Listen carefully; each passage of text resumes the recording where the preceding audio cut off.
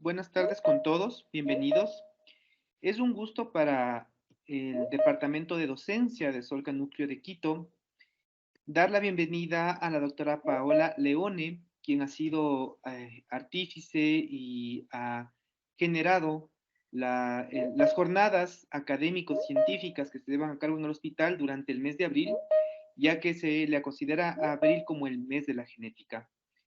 Como docencia para nosotros es muy importante sostener este tipo de actividades académicas, las actividades científicas y dar el impulso y el apoyo, porque sin duda es también el rol que tienen los hospitales o que tienen las instituciones de salud como compromiso de formación, como compromiso de educación y compromiso de llegar al público en general con conceptos científicos y conceptos académicos en un lenguaje que la gente pueda entender y con temas que sean atractivos y estén enfocados a solucionar problemas o preguntas que se van haciendo en el día a día.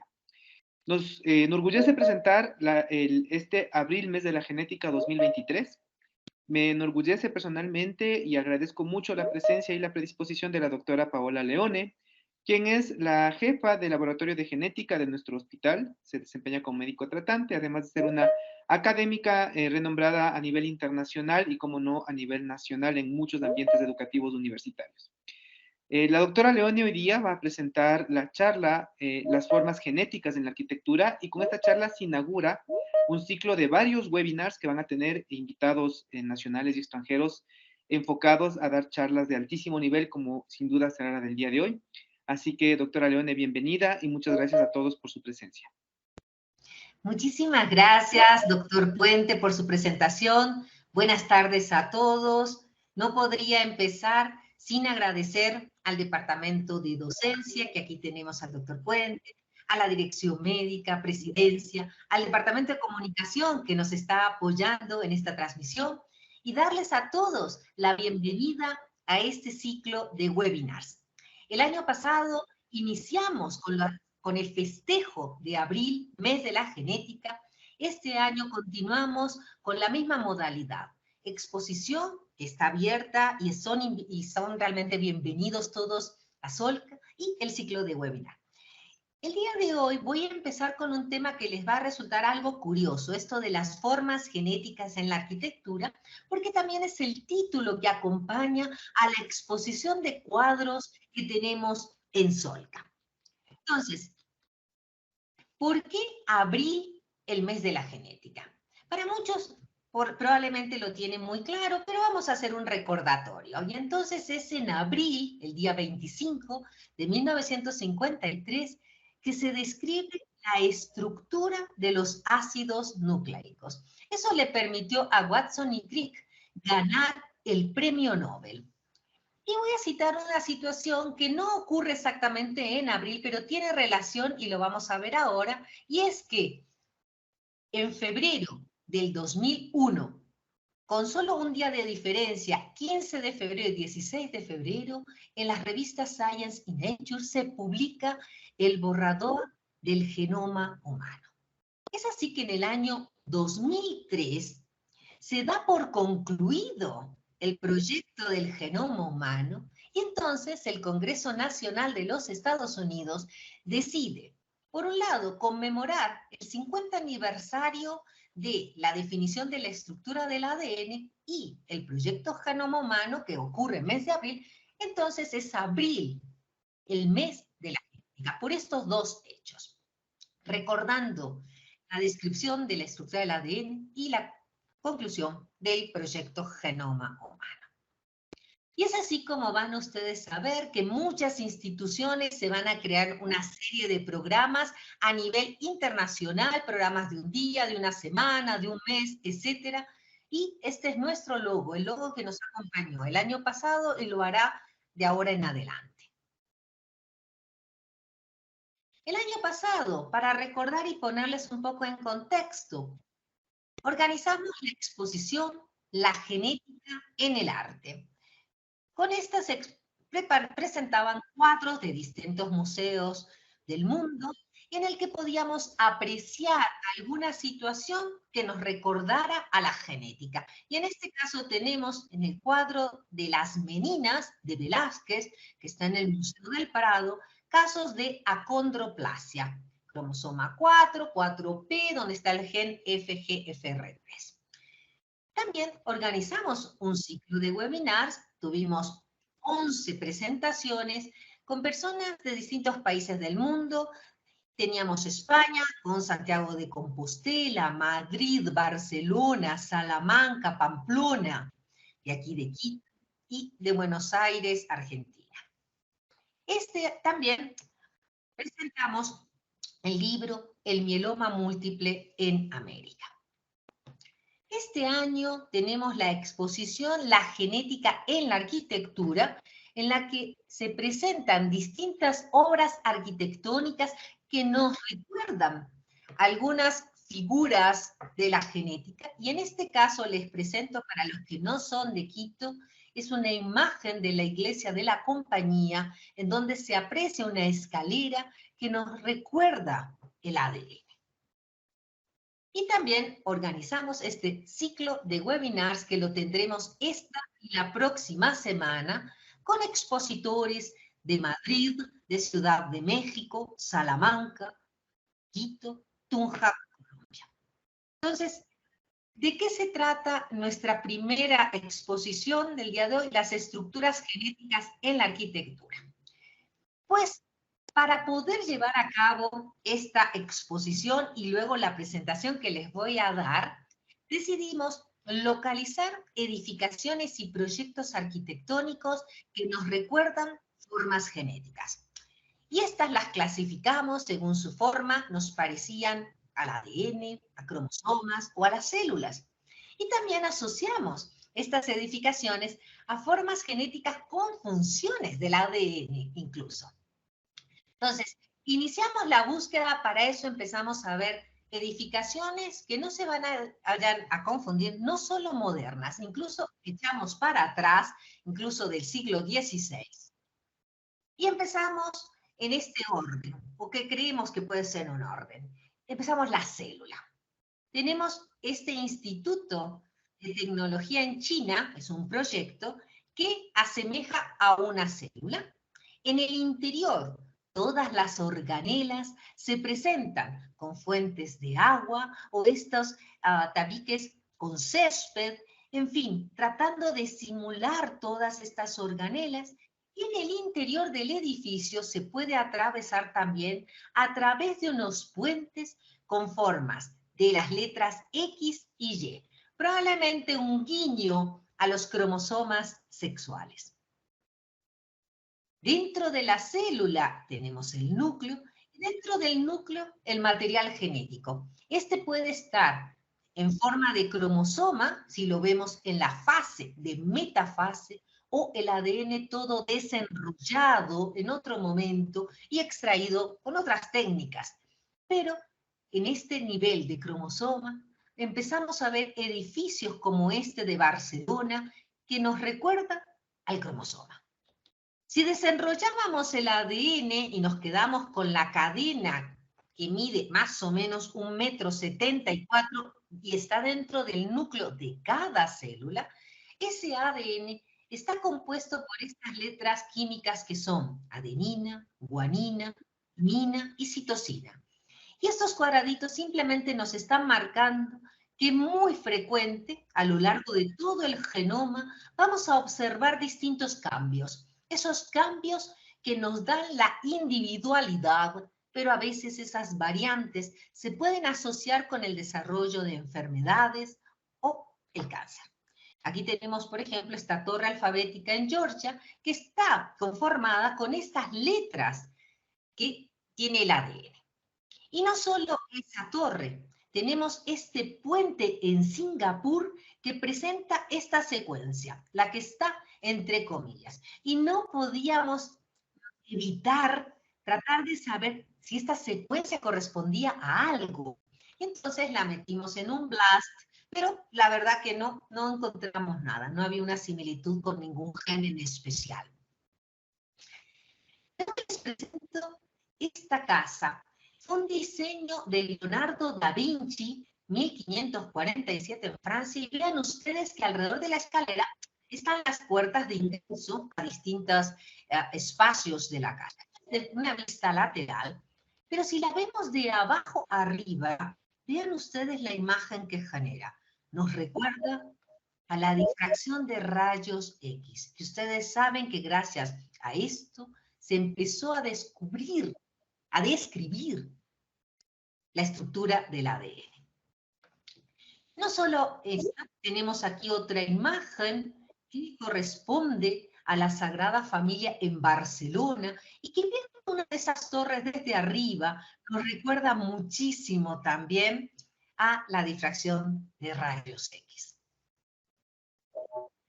O esta escalera que se encuentra en la Catedral de San Pablo en Londres y que también de alguna forma las ventanas también nos recuerdan a esta imagen. Y esta es justo la estructura de ADN descrita por Rosalind Franklin, que permitió que Watson y Crick ganaran el premio Nobel.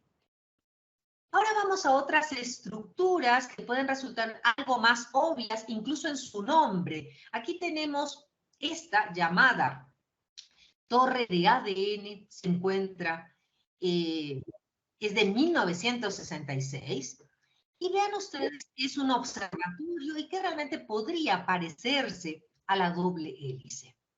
Y el ADN aquí preguntándole al RN que siempre va a ser una cadena sencilla, tenemos entonces las escaleras tal vez mucho más ligeras de la Facultad de Economía de la Universidad Central del Ecuador, una de las universidades aquí en Quito. Tenemos otras imágenes de escaleras que también siguen mostrando esa forma fuerte, como puede ser este museo en Washington. Y empezamos otros edificios que no son solamente escaleras, ahora son edificios que en este caso empieza a tener una especie de torsión, y es así que en 306 metros cada piso gira 1.2 grados. En total, 90 grados. Este edificio es de vivienda y de facilidad, es decir, hay locales comerciales. Tenemos también aquí otra imagen con 90 grados de torsión y funciones también variables de vivienda, oficina, comercial. Es un proyecto en Abu Dhabi. Otra imagen. Esta que vemos como los laterales, entradas, salidas, que de alguna forma también nos recuerda a estas otras imágenes que también vamos viendo del ADN. Y este es muy interesante en Japón, puesto que cumple la función de instalación educativa con 3 escuelas de formación profesional. Otra imagen, esta en Rusia, gira 156 grados y vamos poniendo entonces algo más de información.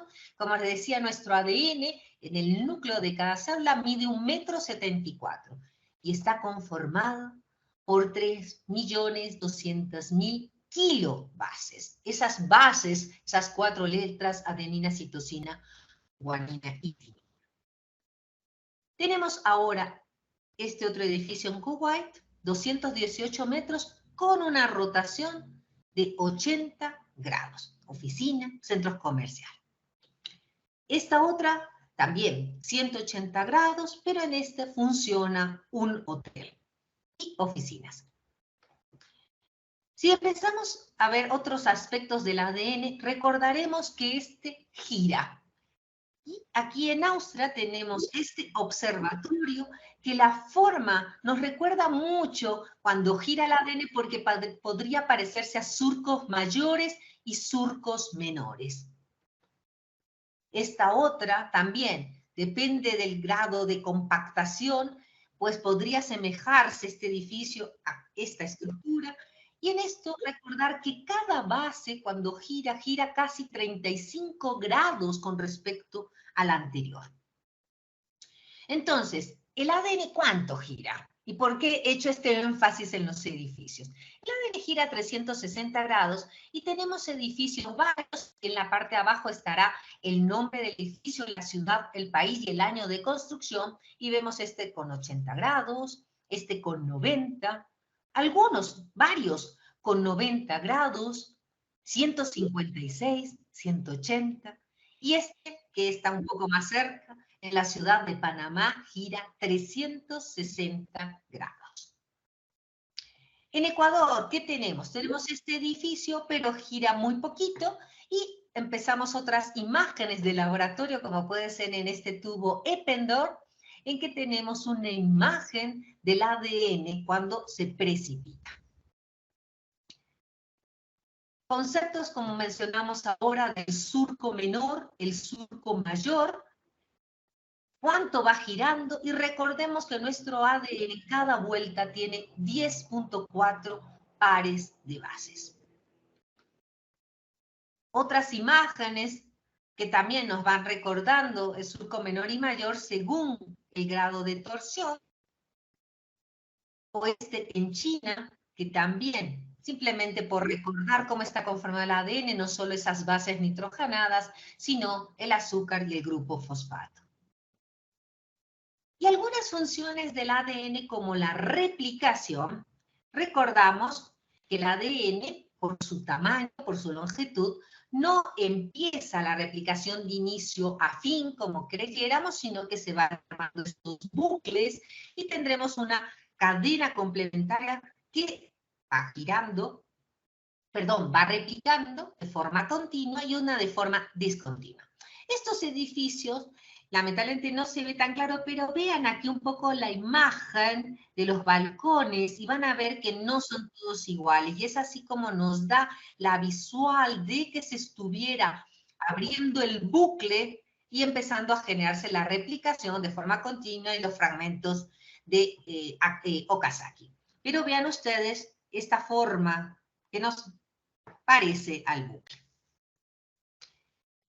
En otros casos también podríamos tener estas imágenes de Australia, que también nos recuerda la replicación, viendo todos los componentes de ADNs que están implicadas en el crecimiento como ADN polimerasa, o cómo se van uniendo las bases gracias al ADN ligasa, los fragmentos de Okazaki y la cadena continua. Otro, recordando que esto es un que se arma, se separa para generar la cadena hija, tenemos todavía doble hélice en un extremo, doble hélice en el otro. Tenemos el bucle donde comienza la replicación. Este edificio, sus bases, podría parecernos a esa doble hélice y la parte de arriba recordarnos que en este segmento está ocurriendo la replicación. Luego pasamos a la transcripción y tenemos el molde de ADN de color naranja para generar, para transcribirse y producir la cadena de ARN en color verde. Y bueno, aquí ayudado por ARNs polimerasas en color azul. Este puente en China podría recordarnos a esta cadena de ADN molde de lo verde que podría ser el ARN. También edificios que si los vemos aquí de lado o aquí de abajo arriba, parece que empataran perfectamente y entonces nos recuerdan a las secuencias palindrómicas. Y como hablamos de términos de arquitectura y genética, se empieza a observar en la arquitectura actual un concepto de volver a la naturaleza. Y en eso podemos observar, y siempre en la parte de abajo el nombre que corresponde a la obra arquitectónica, podemos ver que tenemos edificios que contemplan mucho los jardines, las zonas verdes.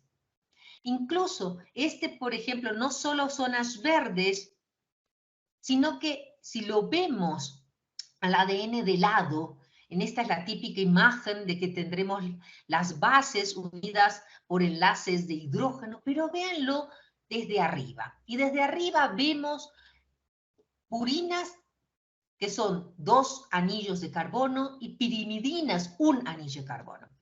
Esta parte de arriba de este edificio pareciera esos 2 anillos de carbono correspondientes a una purina. Y las secuencias palindrómicas.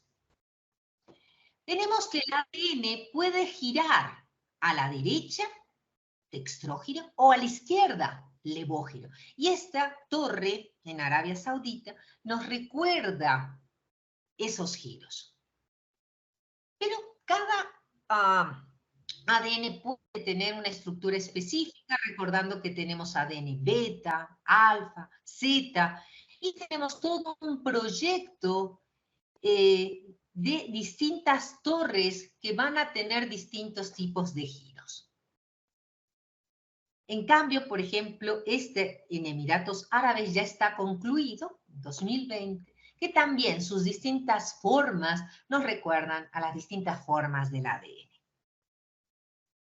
Pero tenemos torres que llevan el nombre incluso de ADN Torres, y uno pensaría, bueno, todo esto es muy moderno, pero bueno, como contarles, sí, efectivamente estas son torres modernas, pero no datan de la actualidad. Si nos vamos un poco atrás, ya a finales de la década de los años 50, se empezaron a crear torres pensando en el ADN, no solo su nombre, sino en la estructura, por ejemplo, aquí en Japón. Y esto tiene mucha relación con la descripción de la estructura del ADN por Watson y Crick. En ese momento que se describe, hay todo un boom. Y hubo un boom en el arte, pinturas que eran totalmente asociadas al ADN, describiendo, pintando la forma, o en este caso, que tenía forma de ADN, y esto también nos recuerda que esto fue muy antiguo y que estamos yendo a edificios que pueden ser mucho más modernos, como les acabo de mostrar acá, pero recordando que así como empezamos con la descripción del ADN, estamos ahora en puntos avanzados para pensar incluso en la edición. Pero también no solo se quedó en edificios con el nombre o con la forma, sino que se contempló cómo eran los componentes del ADN, y en este caso, esas 4 bases nitrogenadas fueron la inspiración para este proyecto del Hábitat 67. En Montreal decidieron crear todo un conjunto habitacional de viviendas, recordando a las bases nitrogenadas, pensando en la funcionalidad que tenía esta forma. Y tenemos que llegar a este aspecto de alteraciones. Si se altera la naturaleza, hay consecuencias. También no se diga si estamos alterando al ADN. En este caso, si se llega a romper el ADN, vamos a ver cuestiones como estas. Pues si el ADN lo pongo a migrar en un campo eléctrico, el ADN tiene una carga negativa, va a migrar al polo positivo, lo veremos como una bolita muy bien formada. Si se rompe, ya sea por un agente genotóxico de tipo físico, como la radiación, de tipo químico o biológico, esos fragmentos de ADN van a empezar a migrar más rápido y los vamos a ver generando una figura con forma que nos recuerda a una cometa.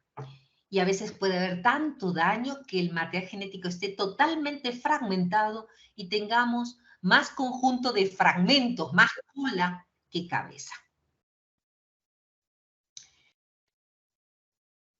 Tenemos otro aspecto del ADN, que si ustedes vieron el ADN lo podíamos tener totalmente separado o muy compactado hasta el punto de formar los cromosomas. Hay varios niveles de compactación. Pensemos que ese 1,74 m de ADN tiene que entrar en el núcleo de una célula. Y el primer nivel de compactación, el nucleosoma. Aquí tenemos unas escaleras en Galicia, España, que nos recuerda por la luminosidad a las 2 vueltas que da el ADN alrededor de este conjunto de proteínas. Para llegar después del nucleosoma, que es el primer nivel de compactación, a el cromosoma. En el medio está el solenoide, las asas, pero de esas no hemos encontrado estructuras. Y llegamos al cromosoma, que lo presentamos aquí en la forma de la citogenética convencional o la citogenética molecular cuando se emplea fluorocromos. Y tenemos aquí una biblioteca de la República Checa construida en forma de cromosoma. Pero también los vemos con distintas formas, no todos los cromosomas son iguales. Este edificio de Vitoria en España nos muestra o nos recuerda las distintas formas que encontramos en cromosomas según la posición del centrómero, siendo este el metacéntrico, submetacéntrico, acrocéntrico o telocéntrico. Los humanos tenemos los primeros tres, el telocéntrico, por ejemplo, están en peces. Este, que lo pude visitar, es el edificio de laboratorios de la Universidad UPTC, que es la Universidad Pedagógica Tecnológica de Colombia, en que los brazos cortos, los brazos P, petit, son los laboratorios de investigación y los brazos Q, los brazos largos, corresponden a los laboratorios de docencia. Justo la última charla que cierra el ciclo de webinar estará a cargo justo de una investigadora de esta universidad. Estas estructuras tan extrañas, pues, que no son modernas, o sea, ya son de los años 70, de Japón, nos recordarían de alguna forma a esta estructura cuádruplex, que la podemos ver en los telómeros, donde las secuencias son altamente repetitivas. Esto no tiene nada que ver con la típica estructura doble hélice del ADN, pero recordemos que en el telómero hay secuencias altamente repetitivas, al igual que en el centrómero o en los satélites. Ahora, hablando de compactación, puede ocurrir que haya descompactación. Y estas escaleras de la colección Wellcome en Londres nos recuerdan un poco a ese cromosoma desespiralizado. Los cromosomas deberían estar muy bien compactados, recordemos que es ADN junto con proteínas, pero si ustedes ven, este está algo alargado, pero este totalmente. Y esto ocurre cuando hay, por ejemplo, poblaciones ocupacionalmente expuestas a genotóxicos. Esto nos pasó en una de las personas que analizamos expuestas a agentes químicos. Pero también, al trabajar en un hospital oncológico, podemos encontrarnos situaciones como esta. Primero, los cromosomas no son tan bonitos en un paciente oncológico, pero ustedes vean la flecha, nos muestra un par de bolitas llamadas doble minutes. Es decir, los doble minutes, si recuerdan, son amplificaciones de oncogenes. En el propio cromosoma, a la hora de bandearlo, lo vemos como regiones homogéneamente teñidas, pero estas pueden separarse del cromosoma y generarnos los doble minutes. Esto lo vemos en citogenética convencional, pero también para saber de qué se trata, podemos aplicar los arreglos de mapeo genético. Nos van a analizar todo el genoma y aquí observamos un pico elevado hacia arriba que nos indica que en 7p se encuentra este gen, EGFR, el receptor del factor de crecimiento, y este es el que está amplificado.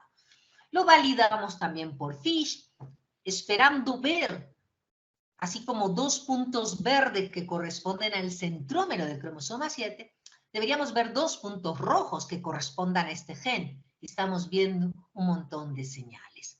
Y esto ya no es ganancia, son amplificaciones.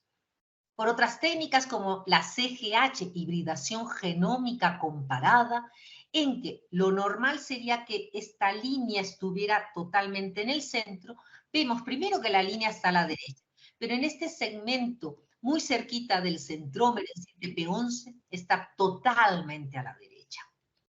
Y luego, gracias a la técnica de SCAI, de cariotipo espectral, que podríamos estar viendo muchos pedacitos cromosómicos, incluso muchas alocaciones. Aquí vemos todos estos pintados de color rosa, que corresponde este color al cromosoma 7. Este es en un tumor, un glioblastoma multiforme, y vemos que sí que hay muchas translocaciones del 7 con tantos cromosomas, pero además muchos fragmentos que probablemente corresponden a esta amplificación. Bueno, en la citogenética convencional, a veces podemos ver situaciones como estas, de ganancias, de pérdidas, y gracias a otras herramientas podemos definir lo que aquí podría ser partes de otro cromosoma, que claramente no es un cromosoma 1 y que nos faltaba un 8, ver que sí, que hay un papel del 8 en estas translocaciones. Pero pues sería interesante saber a qué parte del 8 corresponde, si al brazo corto, al brazo largo, y en eso entonces confirmamos, por ejemplo, con la fiche telomérica, aquí tenemos el verde y rojo pintando un cromosoma 8 normal, pero vemos que tengo extras, señales rojas de brazo largo 8, es decir, lo que tengo aquí son brazos largos del 8 traslocados al 1. ¿Y a qué parte del 1? Pues lo mismo. Tenemos aquí un 1 en verde y en rojo en sus partes terminales, pero tengo más ganancias de los telómeros del brazo largo. Es decir, tengo aquí traslocaciones del brazo largo del 8 a el brazo largo del cromosoma 1. Y esto también lo validamos por arrays, observando ganancias del brazo largo del 1, ganancias del brazo largo del 8, monosomía del cromosoma 13, que efectivamente, tanto en citogenética convencional como en Skype, vemos que tenemos solo un ejemplar del cromosoma 13. Y situaciones, por dar ejemplos, como en el cáncer hematológico, mieloma múltiple, vemos que hay alteraciones que podemos clasificar por su riesgo, siendo este alto, intermedio o bajo. Y en el mundo hay una tendencia a detectar principalmente las alteraciones de bajo riesgo. Pero en Ecuador nos encontramos con la situación de detectar principalmente alteraciones de alto riesgo. Y esto posiblemente está asociado porque nos llega a los pacientes bastante tarde.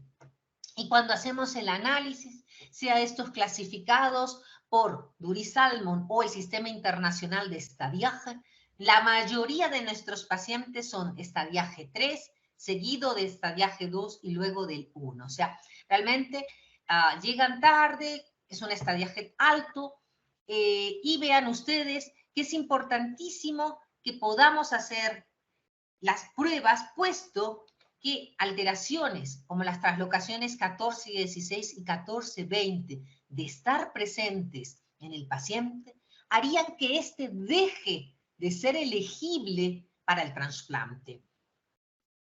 Por lo tanto, habría que pensar en otras líneas terapéuticas. Y como seguimos hablando de forma y efecto, vean ustedes esta metafase con un alto número de cromosomas y vean, todos deben tener solo una constricción primaria, que es el centrómero, y en cambio aquí la flecha nos muestra dos centrómeros. Estos se denominan cromosomas dicéntricos. Estos son tomados de personal ocupacionalmente expuesto a radiación. Y en cambio esta flecha, en cambio, nos muestra un fragmento acéntrico, es decir, sin centrómero.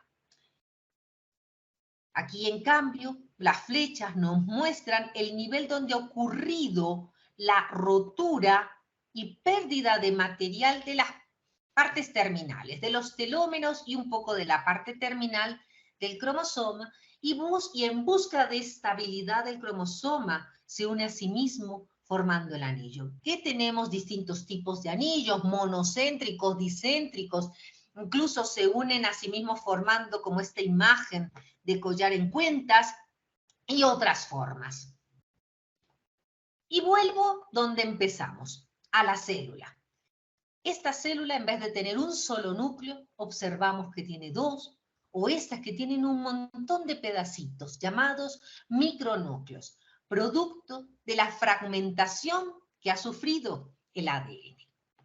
Entonces, con esta exposición de cuadros que estamos teniendo en Solca y con esta charla para dar inicio, con los términos arquitectura y genética, vamos a recordar la arquitectura es el arte y la técnica de proyectar, diseñar y construir, modificando el hábitat humano junto a la estética.